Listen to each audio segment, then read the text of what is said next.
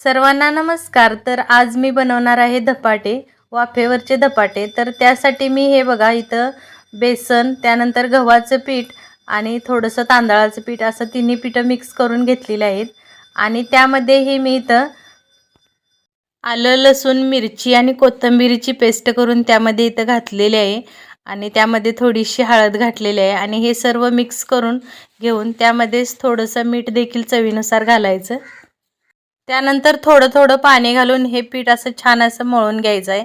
आणि हे धपाटे खायला इतके टेस्टी आणि चविष्ट लागतात ना, खूप छान लागतात.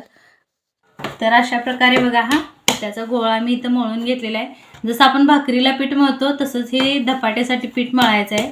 हे बघा अशा प्रकारे छान असा पिठाचा गोळा मळून घेतलेला आहे. आता मी याचे धपाटे बनवणार आहे. तर हा बघा हा पिठाचा एक मी गोळा केलेला आहे धपाटा करण्यासाठी. आणि इथं मी हे पीठ असं भाकरीला जसं आपण भाकरी थापतो त्याप्रमाणे इथं हा धपाटा थापायचा आहे. अशा प्रकारे हा धपाटा मी बनवून घेतला आणि त्यानंतर तो तव्यावरती टाकलेला आहे. आणि पिठाकडील बाजू वर करायची आणि त्यानंतर पिठाकडील बाजूला थोडंसं पाणी लावून इथं घेतलेलं आहे मी. आणि त्यावरती थोडंसं तेल सोडायचं आणि त्याच्यावर झाकण झाकायचं. झाकण झाकल्यामुळे काय होतं, वाफेने धपाटा एका बाजूला छान असा शिजला जातो. हे बघा 5 मिनिटांनी मी झाकण हे काढलं आणि माझा छान असा धपाटा इथं शेकलेला आहे बघा.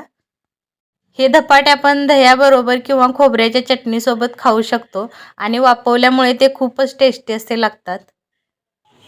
वेदा, मी धपाटा केला, जरा टेस्ट करून बघ.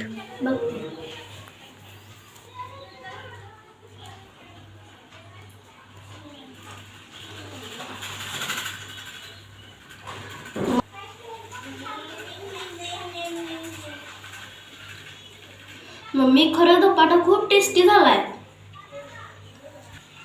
तर मित्रांनो, तुम्हाला या धपाट्याची रेसिपी आवडली असेल तर व्हिडिओला लाईक करा आणि कमेंटमध्ये सांगा की तुम्ही पण हे धपाटे ट्राय करून बघितले की नाही. आणि चॅनलला सबस्क्राईब करा. Bye bye.